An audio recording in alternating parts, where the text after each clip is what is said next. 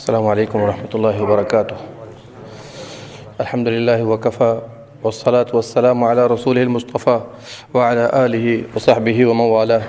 يقول الله سبحانه وتعالى في كلامه المجيد: أعوذ بالله السميع العليم من الشيطان الرجيم ومن أعرض عن ذكري فإن له معيشة ضنكا ونحشره يوم القيامة أعمى قال رب لما حشرتني أعمى وقد كنت بصيرا قال كذلك أتتك آياتنا فنسيتها وكذلك اليوم تنسى. وقال تعالى في مقام آخر: من عمل صالحا من ذكر أو أنثى وهو مؤمن فلنحيينه حياة طيبة إلى آخر الآية. میرے بھائیو، ابھی ہمارا ماشاءاللہ کام کاج سے لوٹے، صبح سے شام تک تھکتے رہے اور روزانہ تھکتے ہیں. اس تھکان، اس پرمشقت کام کے بعد ہر انسان کی کوشش ہوتی ہے کہ ہم جا کے آرام کریں. لیکن آرام کہاں ہے؟ یہاں ایک کام کے بعد دوسرے کام کا سلسلہ شروع ہو جاتا ہے. کھانا پکانا ہے، کپڑے دھونا ہے، غسل کرنا وغیرہ وغیرہ. جب اس سے فارغ ہوتے ہیں تو بعض لوگ آرام کرنے کے لیے تمباکو، سگریٹ نوشی استعمال شروع کر دیتے ہیں. وہ یہ سمجھتے ہیں کہ اس کے اندر اطمینان و سکون ہے، یہ ٹینشن فری کام ہے، یہ ہماری ساری ٹینشنوں کو یہ ختم کرنے کے لیے. کچھ لوگوں کو دیکھیے گا وہ مسلمان ہیں، کچھ لوگوں کو دیکھیے گا آرام سے ڈشوں کے سامنے بیٹھ جاتے ہیں، فلمیں آ رہی ہیں، گندی تصویریں آ رہی ہیں، اس میں کچھ اخبارات بھی ملا دیے جاتے ہیں تاکہ مسلمانوں کو دھوکہ دیا جا سکے. کچھ لوگ اس طرح آرام لینا چاہتے ہیں، لیتے ہی ہیں. کچھ لوگ ایسے بھی ملیں گے جب رات تھوڑی گزر جاتی ہے کہیں سے بھی شراب نشاور چیزوں کا استعمال شروع کر دیتے ہیں. اور یہ ہم مسلمانوں کی بات کر رہے ہیں.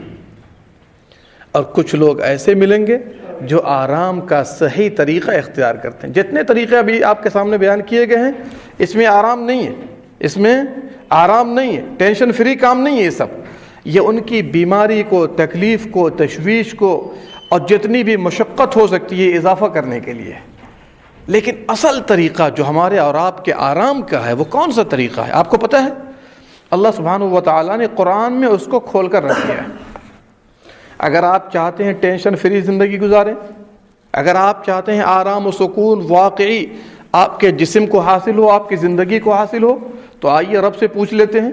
سورہ نحل میں اللہ سبحانہ و تعالیٰ کا فرمان ہے: من عمل صالحا من ذکر او انثی، جو بھی نیک عمل کرے گا، عمل صالح بجا لائے گا، مذکر ہو یا مؤنث ہو، مرد ہو یا عورت ہو. نیک عمل کیا ہے؟ نماز، روزہ، حج، زکوٰۃ، ذکر الہی وغیرہ، ہے کہ نہیں؟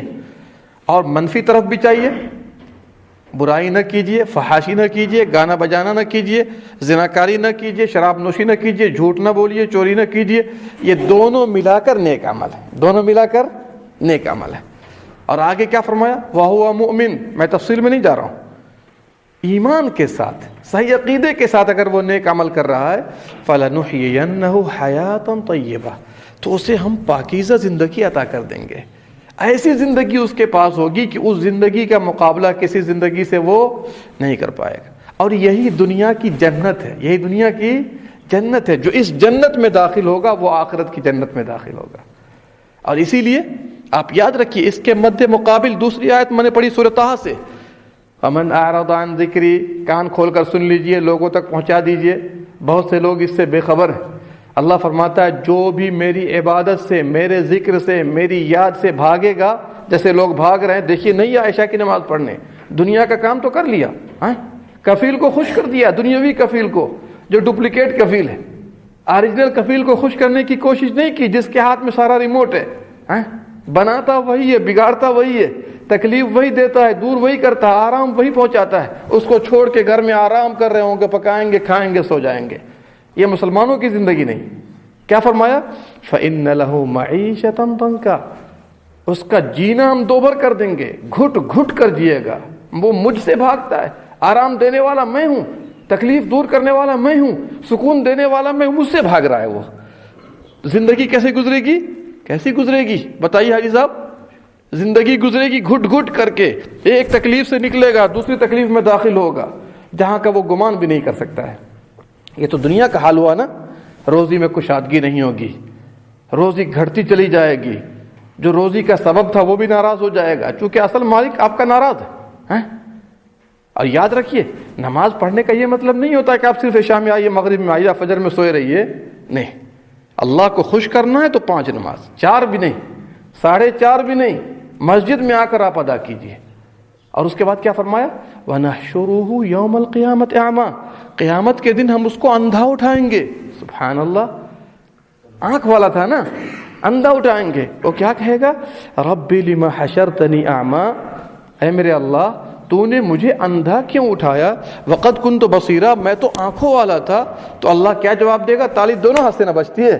اللہ جواب دے گا ہمارے احکامات تمہارے پاس آتے رہے، تم نے انہیں بھلا دیا، اسی طرح آج تو بھلا دیا گیا ہے۔ 2 باتیں ہو گئی۔ تیسری چیز، دلوں کا اطمینان و سکون چاہیے۔ اللہ فرماتا ہے الا بذکر اللہ تطمئن القلوب، کس سے اللہ دلوں کو اطمینان نصیب ہوتا ہے؟ اللہ کے ذکر سے۔ کس سے دلوں کو بے چینی دور ہوتی ہے دلوں کی؟ اللہ کے ذکر سے۔ دل کیسے خوش ہوتا ہے؟ اللہ کے ذکر سے۔ بات سمجھ میں آ رہی ہے؟ ذکر سے مراد سبحان اللہ، الحمدللہ، اللہ اکبر صرف نہیں، جتنے اسلام کے کام ہیں سب اللہ کے ذکر ہے۔ اسی لیے آپ ہر خطبے میں سنتے ہیں وَلَذِكْرُ اللَّهِ اکبر، اللہ کا ذکر سب سے بڑی چیز ہے۔ تو اللہ کا ذکر سے مراد صرف یہ سبحان اللہ الحمدللہ نہیں، وہ ذکر میں داخل ہے۔ جو بھی اسلام کا کام کیجئے گا سب اللہ کا ذکر ہے، کیونکہ اس سے اللہ یاد آتا ہے، اس سے اللہ یاد آتا ہے۔ آئیے ایک حدیث سناتا ہوں، بڑی پیاری حدیث ہے کہ یہ عبادات جو ہمارے پاس ہیں ہمارے جسموں کو آرام دینے کے لیے کافی ہے۔ مشہور واقعہ ہے، آپ سب لوگ جانتے ہوں گے، بس یاد دہانی کرا رہا ہوں۔ ایک مرتبہ بہت سارے خادم آئے نبی صلی اللہ علیہ وسلم کے پاس تقسیم کے لیے۔ فاطمہ رضی اللہ عنہا نے سوچا کہ کیوں نہ ابا جان سے جا کر کے ایک آنکھ مانگ لیں۔ بیچاری ایک طرف تو دین کا خیال رکھنا، دوسری طرف شوہر کا خیال رکھنا، تیسری طرف خود اپنے باپ کا خیال رکھنا، ماؤں کا خیال رکھنا، اور چوتھی طرف گھر کا سارا کام کاج خود کیا کرتی تھی۔ سبحان اللہ، آج تو ہمارے پاس نوکر ہیں، نوکرانیاں ہیں، فلاں ہیں فلاں، وہ تو دیکھ ہی رہے ماحول۔ سوچا چکی چلانے میں تکلیف ہوتی ہے، پانی لانے میں تکلیف ہوتی ہے، گھر صاف صفائی کرنے میں تکلیف ہوتی ہے، ایک خادم مل جائے ذرا ہیلپر ہو جائے گا۔ گئی نبی صلی اللہ علیہ وسلم کے پاس، خادم ادھر تقسیم ہو رہے ہیں، ادھر دروازے پہ کھڑی کھڑی واپس چلی گئی، سارے خادم تقسیم ہو گئے۔ باپ نے دیکھا، پھر بھی نہیں بلایا بیٹی کو کہ بیٹی کیا بات ہے، آ تو میرے گھر کی ہے، میری بیٹی ہے، لخت جگر ہے، آ سب سے پہلے تجھ کو دوں گا، یہ نہیں دیکھا۔ کیا ہوا؟ بیٹی کھڑی ہے، یہاں خادم تقسیم ہو رہا ہے، سب تقسیم ہو گیا۔ بیٹی نے دیکھا اب خادم ہی نہیں باقی بچے کہ میں کیا کروں، جا کر وہاں پر واپس چلی گئی۔ سبحان اللہ، پیارے نبی صلی اللہ علیہ وسلم نے دیکھ لیا کہ بیٹی آئی تھی، کھڑی کھڑی چلی گئی، بات کیا ہے آخر؟ انداز تو سمجھ میں آ گیا۔ ظاہر بات ہے پیسہ تقسیم ہوگا، آپ آئیں گے، خواہ نہ مانگے، آنے کی وجہ کیا ہوتی ہے؟ تو نبی صلی اللہ علیہ وسلم ان کے گھر تشریف لے گئے، ان کے گھر تشریف لے گئے۔ بیٹی سے کہا بیٹی کیا کرنے گئی تھی؟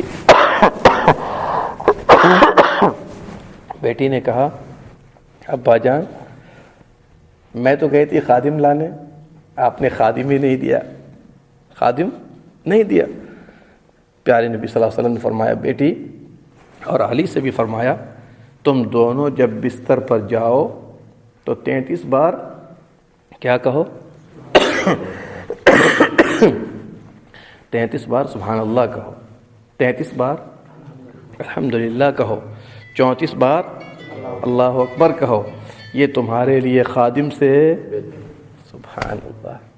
علی رضی اللہ عنہ کا بیان ہے ہر رات کو میں بستر پہ کہتا تھا، یہاں تک کہ صفین کی لڑائی جب چل رہی تھی اس رات کو بھی میں نے نہیں چھوڑا، اس رات کو بھی میں نے، اللہ ہم سب کو عمل کی توفیق دے۔ اس حدیث کا مطلب واضح ہے، گئی تھی کیا کرنے؟ خادم لانے۔ کیا کرنے گئی تھی؟ خادم لانے۔ خادم کے بدلے میں ہمارے نبی نے یہ تسبیح کرنے کا خادم کے بدلے میں یہ ترکیب سکھایا، تسبیحات کہو، تحمیدات کہو، تکبیرات کہو۔ اس سے پتہ چلتا ہے کہ عبادات میں ہمارے لیے جسمانی قوت بھی ہے، ہمارے لیے اگر جسمانی قوت نہ ہوتی تو پھر پیارے نبی صلی اللہ علیہ وسلم یہ تعلیم نہ دیتے۔ ٹھیک ہے، انشاءاللہ باقی باتیں آئندہ ہوں گی. اللہ تعالیٰ ہم سب کو عمل کی توفیق دے. آمین یا رب العالمین.